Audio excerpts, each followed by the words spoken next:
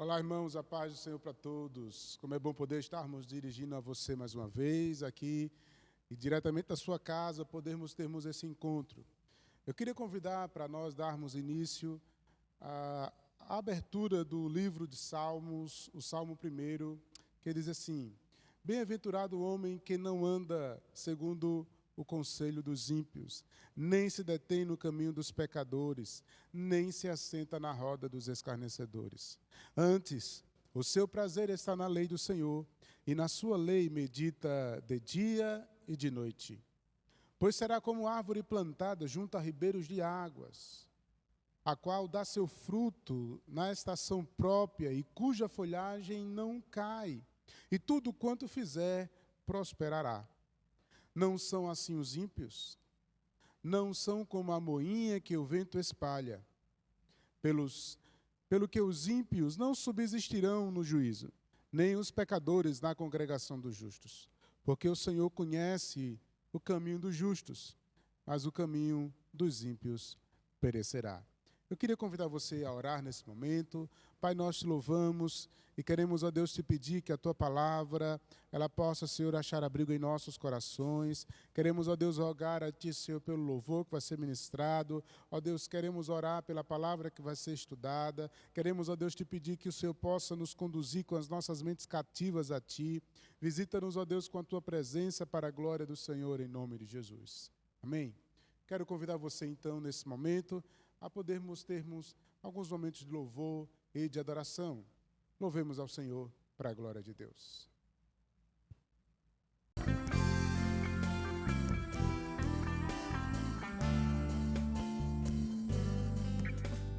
Grande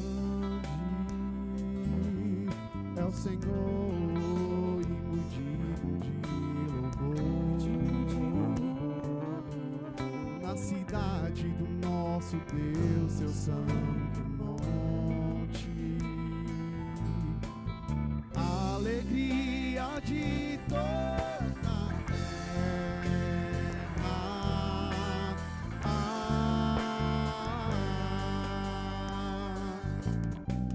Grande é o Senhor em quem nós temos a vitória, e que nos ajuda contra o inimigo. Por isso diante dele nos prostramos e adoramos. Queremos o teu nome engrandecer e agradecer-te por tua obra em nossas vidas. Confiamos em teu infinito amor, pois só tu és o Deus eterno sobre toda a terra.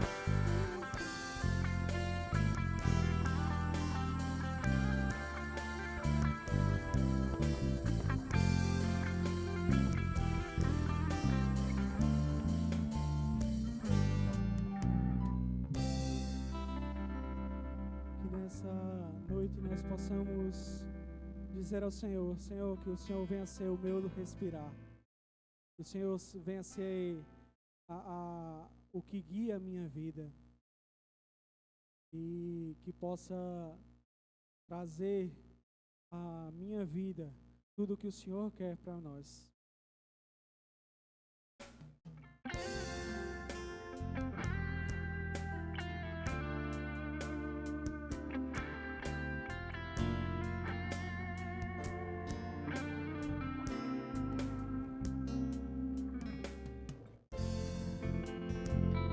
Esse é o meu respirar.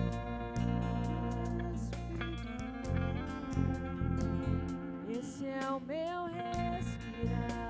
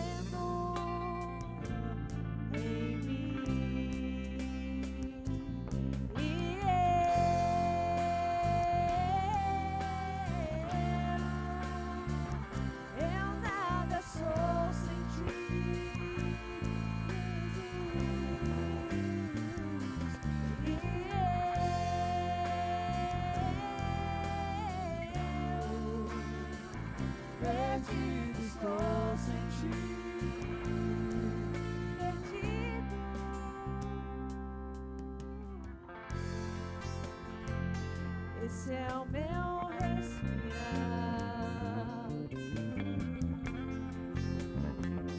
esse é o meu respirar. Teu Santo Espírito, Teu Santo Espírito vivendo em mim.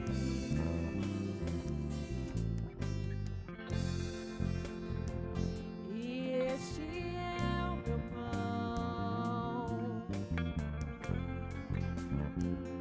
e este é o meu pão,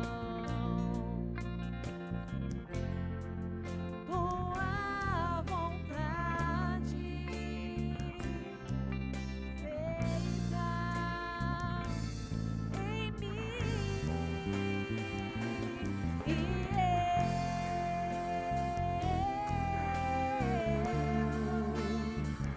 eu nada sou sem ti,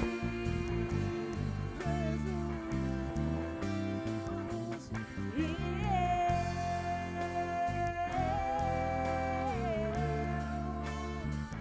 perdido estou sem ti.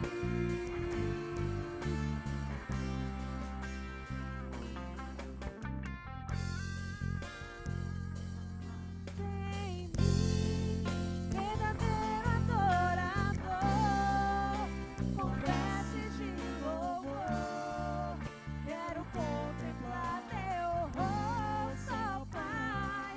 Venho ungir minha oferta de amor, dou a ti meu coração, meu Deus, meu Pai.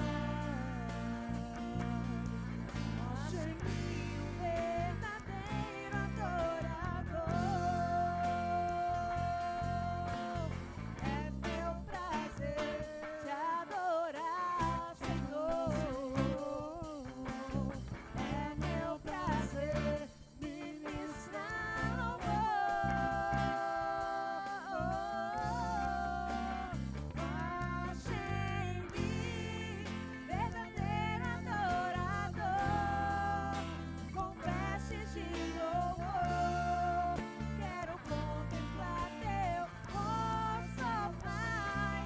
Venho ungir minha oferta de amor, dou a ti meu coração, meu Deus, meu Pai. Acha em mim um verdadeiro adorador.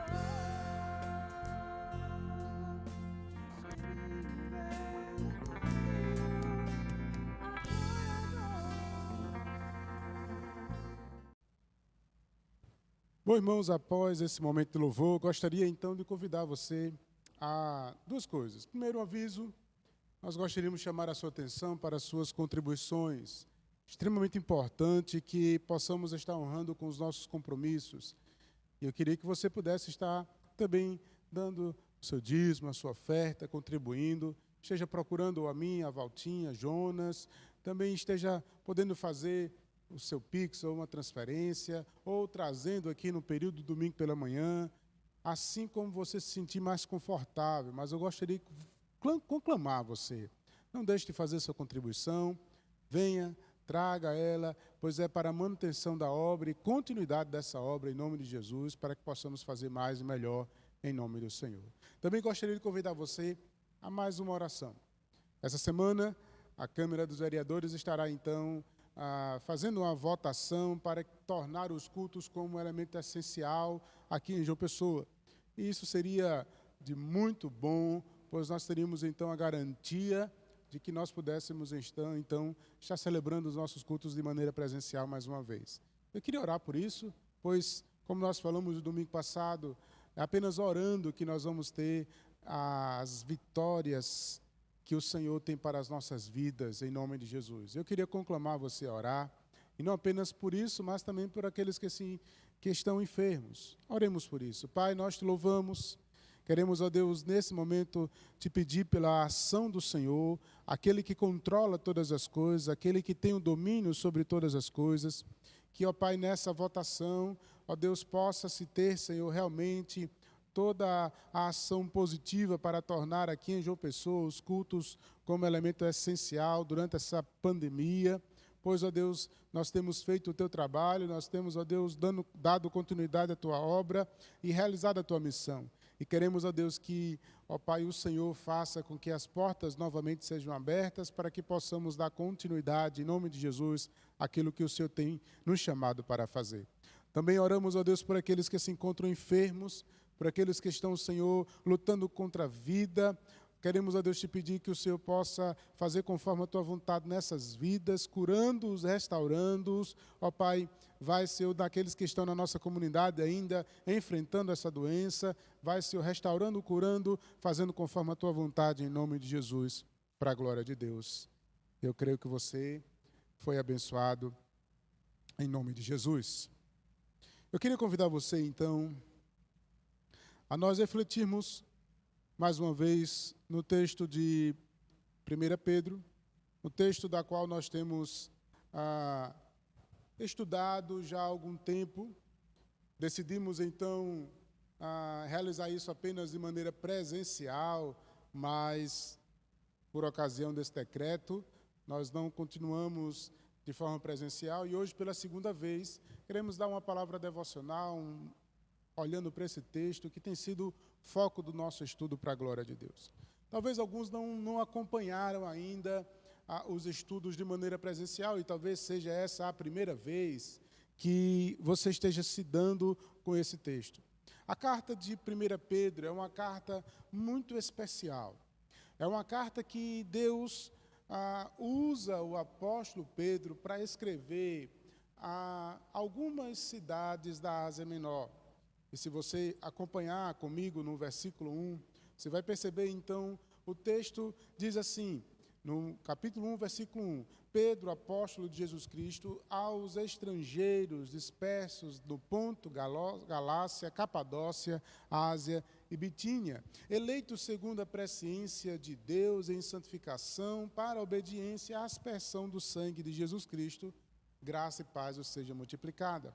Esse texto, ele tem uma abertura clara mostrando quem escreveu esse texto e sua autorização ou sua autoridade para isso. Pedro, ele escreve por ser apóstolo e escreve a todos estes que são estrangeiros, uma palavra que vai se repetir, estrangeiros, forasteiros. É uma nomenclatura que o apóstolo Paulo ele usa para dizer que nós não somos cidadãos aqui, mas somos cidadãos dos céus, cidadãos do Senhor, daquela cidade que irá se revelar no último tempo.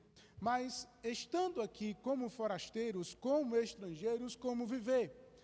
Um outro detalhe desse texto é a época em que esse texto foi escrito. O texto foi escrito aproximadamente mais ou menos no ano 30, 36, por ali, uma das primeiras cartas também a serem escritas. O que nos chama a atenção é que esse período é o período do império do imperador Nero, que estava literalmente perseguindo a igreja e matando aqueles que eram cristãos. Todos aqueles que se denominavam cristãos nessa época, seguidores de Cristo, estavam correndo risco de vida. E então o apóstolo Pedro escreve essa carta com a intenção de mostrar algumas verdades teológicas, verdades práticas. E a primeira verdade que ele vai trazer, então, é exatamente uma ação de graça sobre a salvação conquistada por Cristo para eles. Então, Cristo dá de graça para nós a salvação conquistada por ele na cruz do Calvário. De maneira que dos versos 3 até os versos 12, nós vamos ter, então, toda essa ação de graça, louvando a Deus pela salvação conquistada mediante a fé, como ele vai dizer. E em vários outras circunstâncias que o texto aqui vai colocar para nós. É uma herança incorruptível, ele nos salva para uma viva esperança, ele nos salva para termos, então, o fim que é exatamente a salvação. Então ele vai lhe fazer uma segunda exortação. Primeiro, uma ação de graça pela salvação. Agora ele exorta estes a viverem uma vida de santificação. E ele diz: cingindo os vossos lombos, sede sóbrio, inteiramente pela graça que vos ofereceu na revelação de Jesus Cristo. E ele conclama a serem obedientes e se despirem de certas coisas e se vestir da santidade, porque o Senhor é santo. O verso 16 vai dizer: porque está escrito, sede santo, porque eu, Senhor, sou santo. Ele vai falar então, além da santidade, ele vai falar do temor e do amor, terminando então assim o capítulo 1. Olhando então para o capítulo 2, os 3 primeiros versos nos chamam a atenção mais uma vez a essa prática da palavra e a importância da santificação. Ele começa então dizendo: deixando-vos, pois, toda malícia e todo engano, fingimento, inveja e toda sorte de murmuração, ele diz: desejai a palavra de Deus como crianças recém-nascidas. Essa chamada para desejar esse leite que nos faz então crescer para a salvação. Essa é a palavra que nos chama a atenção nesse texto. Uma coisa que ele continua o texto, a partir do verso 4, é exatamente a ideia de associar a palavra, agora se aproximar de Jesus Cristo. Ele diz: chegando-vos, aproximem-se dele, a pedra viva. E aqui é uma coisa bem interessante que o texto nos deixa bem claro, é que a pedra ela foi reprovada, ela foi rejeitada. E aqui é uma coisa interessante desse aspecto da reprovação e da rejeição. Assim como Cristo foi reprovado, rejeitado pelos homens, possivelmente nós também seremos. E uma sequência clara e lógica do texto de Pedro é sofrimento e glória. Isso vai estar sempre se repetindo ao longo do texto, sofrimento e glória. E agora você vai perceber que Jesus, ele passa por um momento de sofrimento, ele foi rejeitado, mas se tornou então aquilo que ele chama de pedra angular, a pedra que Deus elegeu e ela é eleita e preciosa.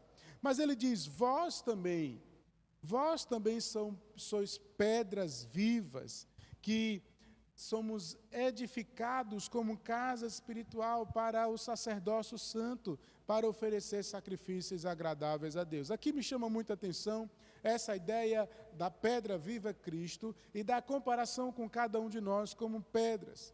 Naquele dia, o templo ainda era algo muito, mas muito peculiar para aquele povo, e o templo sempre foi algo de ação de muita graciosidade, pois o templo representava então a presença de Deus. E o apóstolo Pedro, sabendo bem disso, diz agora que naquele templo não era algo apenas que representava mais a presença de Deus, mas que nós agora representamos a presença de Deus. E que nós, quando nos ajuntamos, formamos então essa casa espiritual para oferecer sacrifícios agradáveis a Deus. E como é importante nós podermos então entender que o nosso ajuntamento é um ajuntamento santo, uma edificação de pedra sobre pedra para a glorificação a Deus em nome de Jesus. Aí ele diz assim: para vós, verso 7, que credes é preciosa, mas para os rebeldes a pedra que os edificadores reprovaram, ela veio se tornar então a pedra principal. E ele diz, usando nomenclaturas do Antigo Testamento para o povo de Deus, ele usa agora para o seu povo, a igreja: vós sois a geração eleita, o sacerdócio real, a nação santa, o povo adquirido, para que anuncieis as virtudes daquele que vos chamou das trevas para a sua maravilhosa luz. Esse texto chama a atenção para essa ação de Deus, dando o mesmo nome, as mesmas falas para o que era o seu povo no Antigo Testamento, para a sua igreja hoje. Geração eleita. É um povo de sacerdócio real, um povo que se aproxima de Deus e se aproxima do povo. É uma nação que se diferencia das outras, é uma nação santa, e é um povo que tem dono, é um povo adquirido, é um povo marcado com a intencionalidade de anunciar aquilo que ele fez. Essa missão de falar que ele nos transportou das trevas para a luz, isso é algo que Deus tem nos chamado para fazer. Pois nós não éramos povos, mas agora somos povo de Deus. Não tínhamos misericórdia, mas agora alcançamos misericórdia. Assim termina essa primeira perícope, que vai do capítulo 1 até o capítulo 2, verso 10. Agora, o apóstolo Pedro, ele entra na parte um pouco prática. E nesses primeiros versos, agora que vai do versículo 11 ao versículo 17, nós temos aqui exatamente uma ação positiva com relação exatamente à vida dos crentes, dos cristãos, dos discípulos de Jesus sobre os outros, sobre aqueles que não são ainda cristãos. Vamos ler o texto que diz assim: Amados, peço-vos como peregrinos e forasteiros, que vos abstenhais das concupiscências carnais, que combatem contra a alma, tendo o vosso viver honesto entre os gentios, para que naquilo que falam mal de vós, como malfeitores, glorifiquem a Deus no dia da visitação.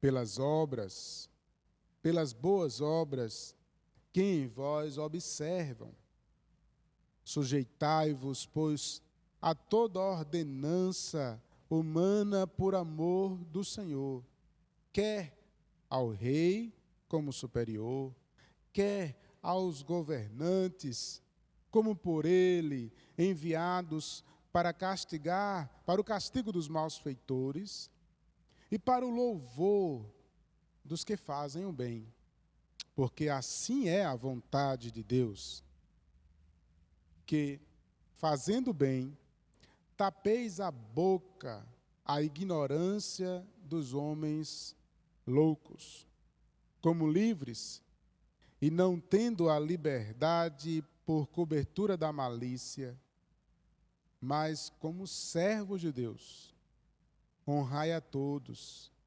amai a fraternidade, temei a Deus, honrai ao Rei. Irmãos, esse texto ele é muito importante e talvez de maneira muito especial para os nossos dias, né? Ele começa então a chamar a nossa atenção de uma maneira muito peculiar, muito carinhosa, amados. Ele começa a exortar eles, mas começa a chamá-los a atenção por uma nomenclatura muito amorosa. Amados, peço-vos, lembrem do que eu já disse a vocês, como peregrinos e forasteiros.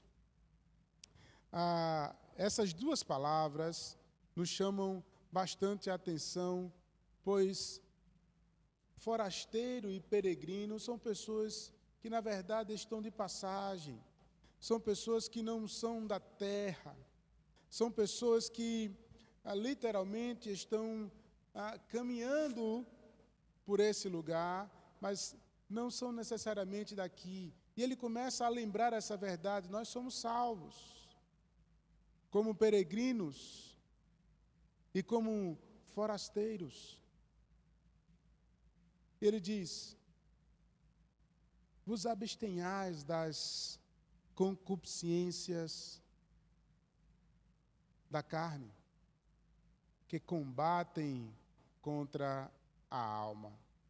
Irmãos, essa palavra nos chama a atenção, pois quando a gente fala sobre concupiscência, a ideia de desejo, ela milita exatamente contra aquilo que nós temos. Isso nos faz lembrar que nós somos seres criados, isso nos faz lembrar que somos homens e mulheres que temos pecados e nós não somos perfeitos, mas que nós precisamos, assim como o princípio da santificação deixado um pouco mais atrás, vivermos então nessa luta constante contra aquilo que o nosso desejo quer nos dominar. E ele diz: vos abstenhais dos desejos carnais que combatem contra a vossa alma. E ele começa então a chamar a atenção para a vida entre os gentios. Preste atenção aqui um detalhe. Eu comecei essa carta estudando com vocês exatamente essa percepção do texto que ele tem lá no começo de forasteiros, de estrangeiros e dos eleitos. É como que essa carta ela fosse escrita para aqueles que estão vivendo entre o povo, mas são eleitos, mas estão entre o povo, e esses seriam então anunciadores do reino de Deus entre aqueles que ainda não são de Deus. Nesse momento, o apóstolo Pedro começa então a dizer para nós: vivam como peregrinos, como forasteiros, que têm certeza da salvação conquistada por Jesus na cruz do Calvário, vivendo de maneira santa, lutando contra os desejos, mas ainda mais uma coisa: tendo o vosso viver honesto entre os gentios. Irmãos,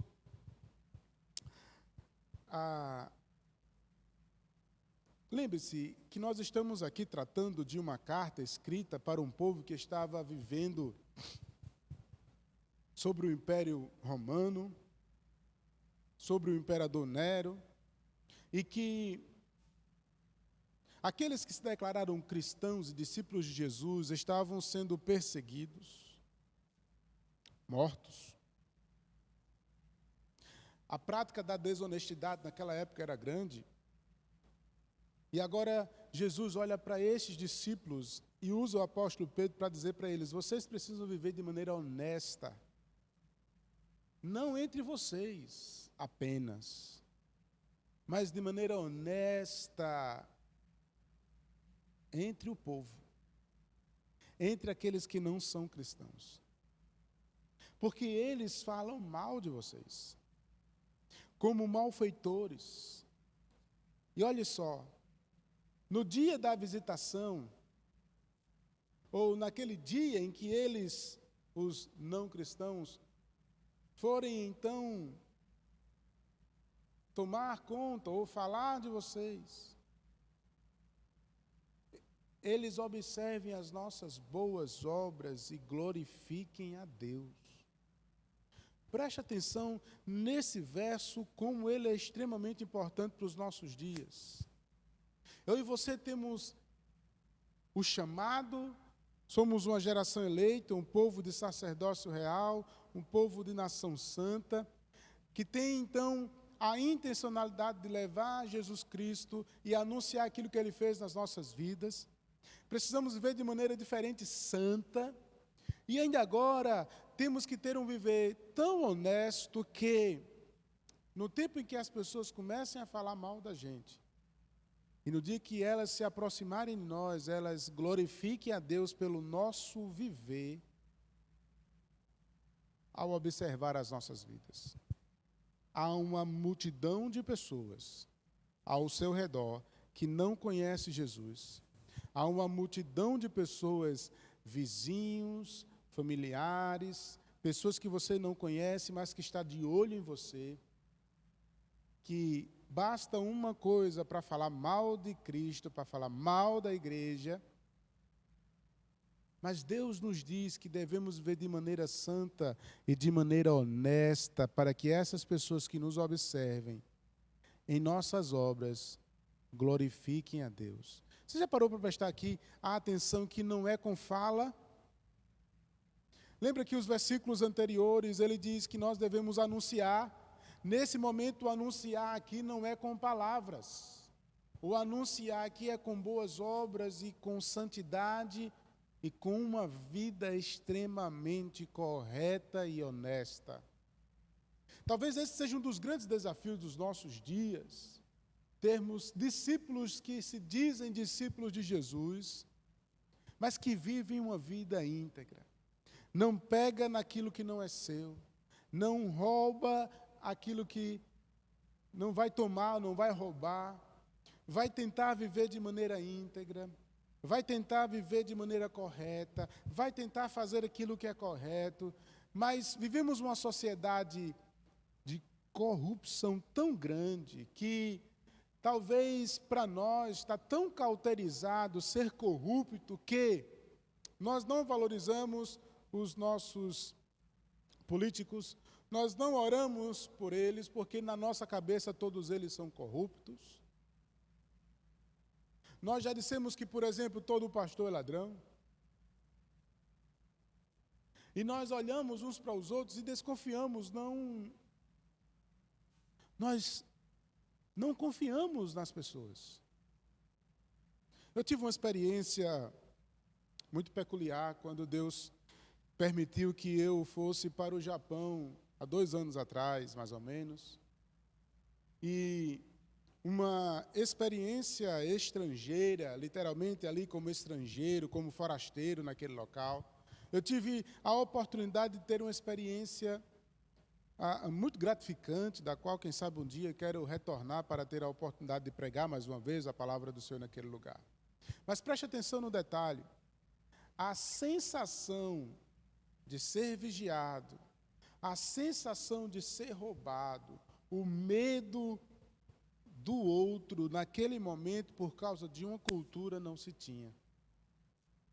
Hoje nós vemos com medo das pessoas, o reflexo disso é exatamente as grades que nós temos nas nossas casas, as cercas elétricas, nós andamos com medo de estarmos com o celular, com o relógio, com alguma coisa, porque nós vivemos uma sociedade da corrupção, onde nós não conhecemos e também não confiamos em ninguém. O apóstolo Pedro chama para, em meio a essa sociedade que vivemos, fazermos a diferença, sendo honestos, falando a verdade, dizendo a verdade. Nós precisamos então ser a diferença em um mundo que é corrupto, sermos então incorruptíveis. Em um mundo em que vive para o pecado, vivemos de maneira santa. E as pessoas, ao começar a olhar para as nossas vidas, nós temos então a sensação de que Deus está falando com elas, não porque eu estou falando, mas porque eu estou vivendo Cristo em mim. Seja honesto entre os não cristãos. Só que, irmãos, sabe o que é que a cultura evangélica fez? Nós julgamos os não cristãos ao ponto de dizer assim, nós não podemos nos misturar com eles porque nós somos melhores. E se nós nos misturarmos com eles, nós iremos nos desviar do evangelho. Perceba que em nenhum momento das Escrituras nós percebemos esse conselho. Pelo contrário, Deus diz, eu os envio ao mundo. Essa é a ação clara da missão de Deus sobre as nossas vidas. Nós precisamos ser luz em meio àqueles que não são luz. Nós precisamos brilhar em meio às trevas. Precisamos ser honestos, precisamos ser santos, precisamos ser discípulos de Jesus. E se assim vivermos, iremos fazer com que muitos glorifiquem a Deus. Contudo, isso não significa dizer que nós não teremos lutas. Isso não significa dizer que nós não teremos pessoas a nos perseguir, que não vamos ter uma vida fácil só porque vamos ser honestos. Pelo contrário, no momento em que você começar a falar a verdade, no momento que você disser não para aquilo que é errado, as pessoas vão olhar para você e vão começar a maldizer você. É muito mais fácil, irmão, ser uma Maria, vai com as outras, do que ser diferente. Seremos caluniados, seremos perseguidos, sim, mas que seja isso para a glória de Deus. E à medida que nós vivermos dessa forma, conforme a vontade do Senhor, iremos fazer com que muitos tapem suas bocas, porque não terão nada para falar contra nós. A palavra, ela continua. E no verso 13, ela diz assim para nós, sujeitai-vos, pois toda a ordenança humana, por amor do Senhor. Irmãos, a palavra sujeição aqui, ela surge mais uma vez, e ela vai surgir em outros momentos nessa carta. E ela começa a dizer que nós devemos, então, estar sujeitos a toda ordenança humana, a toda liderança constituída por Deus como ao Senhor. Devemos olhar, então, para os nossos governantes, prefeitos, deputados, vereadores, e entender que quem colocou eles neste local foi Deus. É claro que de uma maneira democrática, da qual nós hoje participamos, mas entender que o controle do Senhor está sobre todas as coisas, inclusive sobre o pleito deles. Ele diz, quer ao rei, como na época ao imperador, como superior, quer aos governantes, como por eles enviados para castigar os malfeitores e para fazer o louvor daquele que faz o bem. Aqui eu cito o texto de 2 Pedro. O texto de 2 Pedro nos chama a atenção quando você lê no capítulo 2,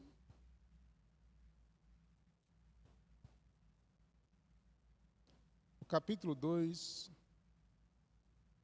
não de Pedro, mas de Timóteo, na verdade. 1 Timóteo, capítulo 2, verso 1, diz assim, admoesto que, antes de tudo, façam orações, intercessões e ações de graças por todos os homens, pelos reis e por todos os que estão em eminência, para que tenhamos uma vida quieta e sossegada em toda piedade e honestidade, porque isto é bom e agradável diante de Deus nosso Senhor. Aqui esse texto deixa claro essa concepção de que devemos estar orando, fazendo intercessões, inclusive ações de graças. É claro que nesse texto o apóstolo Paulo está falando a seu filho Timóteo que eles devem orar por todas as classes de pessoas, mas de maneira mais clara por aqueles que estão investidos de autoridade. Ele vai dizer pelos reis e por todos que estão co-investidos de autoridade, para que por essa classe de pessoas, nós, discípulos de Jesus, possamos ter uma vida tranquila e mansa e vivermos a nossa vida religiosidade, a nossa vida religiosa com honestidade. Esse texto deixa claro para nós, mas você já parou para pensar que nós olhamos para os nossos governantes, para os nossos políticos, como duas perspectivas. Para alguns, com uma ação de idolatria, porque para alguns eles são os libertadores, eles são os salvadores da pátria, eles são aqueles que fez o Brasil crescer ou não crescer, mas para alguns a idolatria é imensa sobre aspecto da liderança política. O outro lado, e talvez 90% da população, olha para a política como uma coisa ruim. E por isso nós não oramos, por isso nós não pedimos a Deus. Quando eu olho para esse texto do capítulo 2 de 2 Timóteo, e para esse texto que nós estamos agora olhando, o apóstolo Pedro nos chama a atenção para orarmos para esses homens e nos sujeitarmos a eles, entendendo que o Senhor está sobre eles e sobre o controle de todas as coisas. O verso 15 vai dizer, porque assim é a vontade de Deus, quer fazendo bem, tapais a boca dos ignorantes. Mais uma vez, ele sobressai aqui a ideia de que a nossa vida, fazendo essas coisas, iremos tapar a boca daqueles que tentam se levantar contra as nossas vidas. Irmãos, é mais uma vez esse texto que eu percebo que não é pela força e nem pela violência, mas pela ação de Deus que nós teremos vitória. Verso 16 diz, como livres, e não tendo liberdade por cobertura da malícia, mas como servos de Deus, honrai a todos, amai os irmãos, temei a Deus, honrai ao rei. Ele começa exatamente falando sobre essa perspectiva da ação sobre os gentios e tratando os governantes. Agora ele começa a falar sobre os deveres desses servos de Deus. E olha lá, mais uma vez, a palavra sendo apresentada. E para nós terminarmos o capítulo 2, eu quero chamar a sua atenção para o verso 18. Diz assim: vós, servos, sujeitai-vos com temor aos senhores, não somente aos bons e humanos, mas também aos maus. Preste atenção que ele começa agora a trabalhar sobre algumas coisas importantes. Primeiro ele começa a falar sobre os servos. Em outras palavras, ele está falando sobre a classe trabalhadora, mas nesse texto ele está falando literalmente daqueles que são escravos. A palavra servos aqui, doulos, ela traz a ideia exatamente de escravos. E ele começa a falar para os escravos que se converteram, para os escravos que se tornaram discípulos de Jesus, e que na maioria deles, seus servos ou seus senhores, não eram homens bons. Ele diz: sujeitai-vos a eles com temor, não somente aos bons, mas também aos maus. Porque é coisa agradável que alguém, por causa da consciência para com Deus, sofra agravos, padecendo injustamente. Porque que glória se teria se pecando fosse esbofeteado e sofreis. Mas se fazendo o bem sois afligidos e sofreis, isso é agradável a Deus. Irmãos, essa palavra aqui, ela deveria ser rasgada para alguns. Porque dizer que o sofrimento é algo bom para muitas pessoas que nos nossos dias, exclusivistas, individualistas e que só pensam em si mesmos, dizer que precisam sofrer pela glória de Cristo, isso é talvez a maior das heresias de todos os tempos. Mas se você olhar para esse texto, é exatamente o que o apóstolo Pedro está dizendo: vocês precisam sofrer. É o que ele disse no capítulo 1.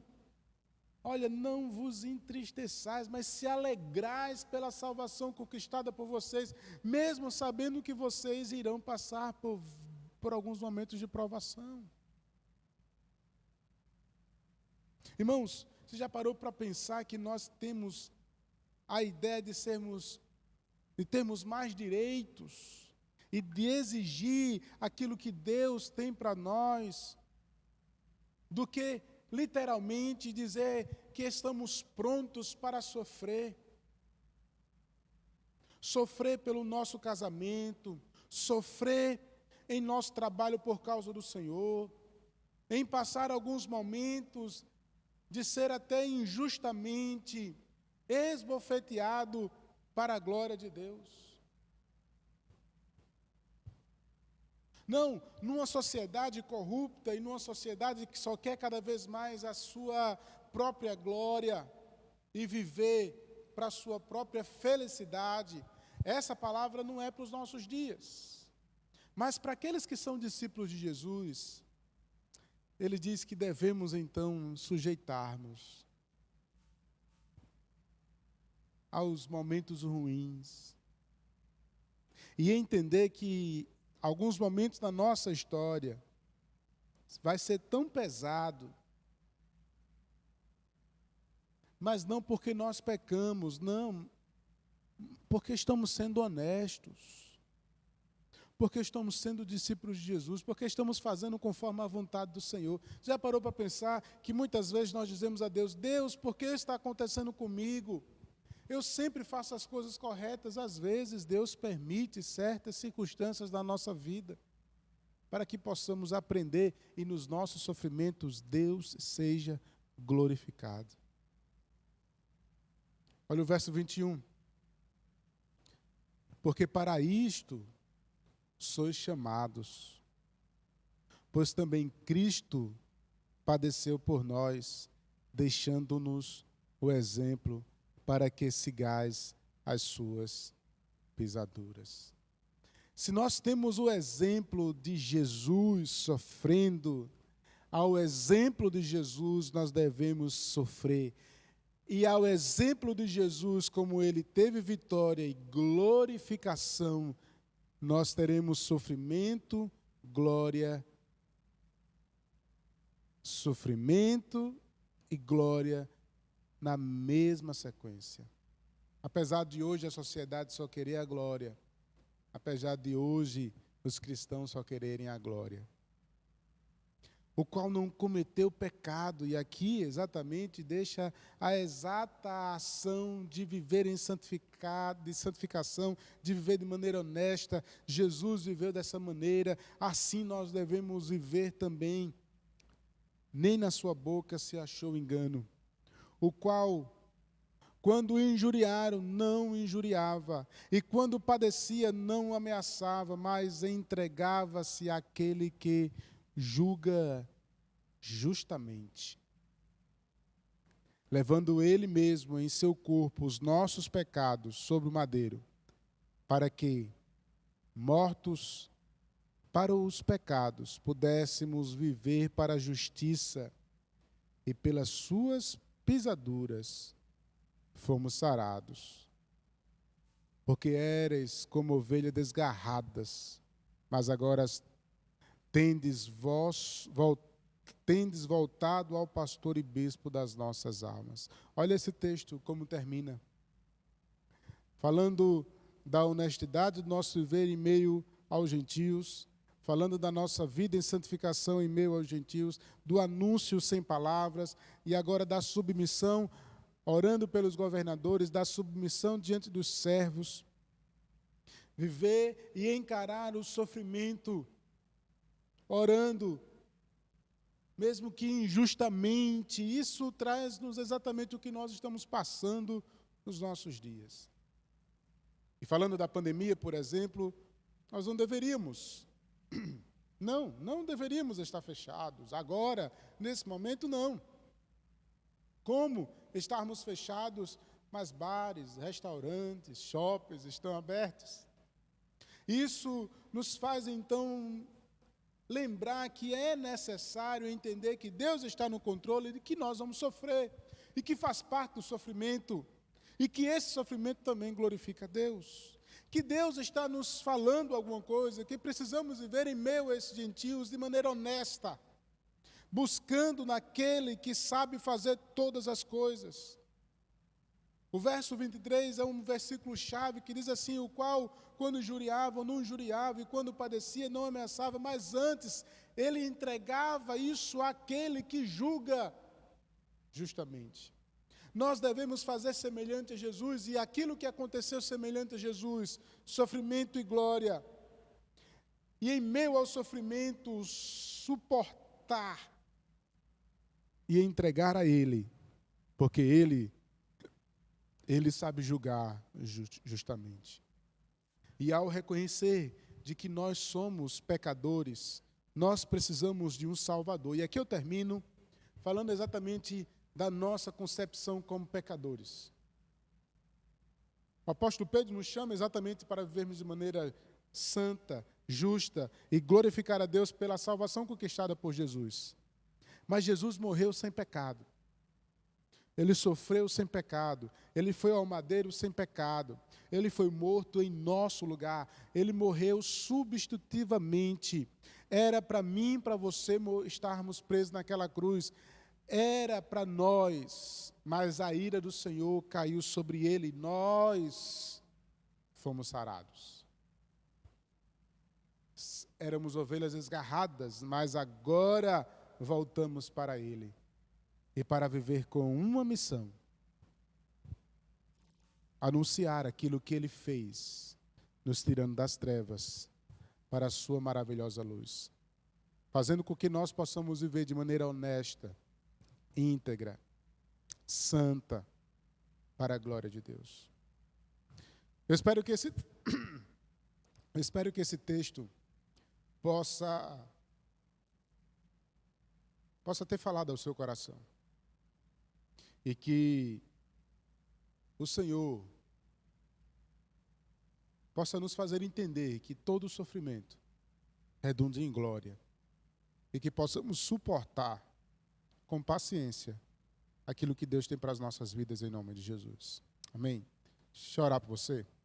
Pai, nós te louvamos. Queremos, ó Deus, te pedir que a tua palavra, Senhor, possa achar abrigo em nossos corações. Que possamos, ó Deus, viver de maneira honesta, íntegra, para a glória do Senhor. Faz, ó Deus, conforme a tua vontade nas nossas vidas, ó Pai, para a glória do teu nome. Nos dá uma noite tranquila e que a graça do Senhor e as doces consolações do Divino Espírito Santo estejam sobre as nossas vidas, em nome do Pai, do Filho e do Espírito Santo, em nome de Jesus. Que Deus possa aplicar essa palavra à sua vida. E domingo, se assim Deus permitir, às 10 horas da manhã, estaremos então com o nosso culto online. Conto com a sua presença para a glória de Deus, em nome de Jesus. Deus te abençoe.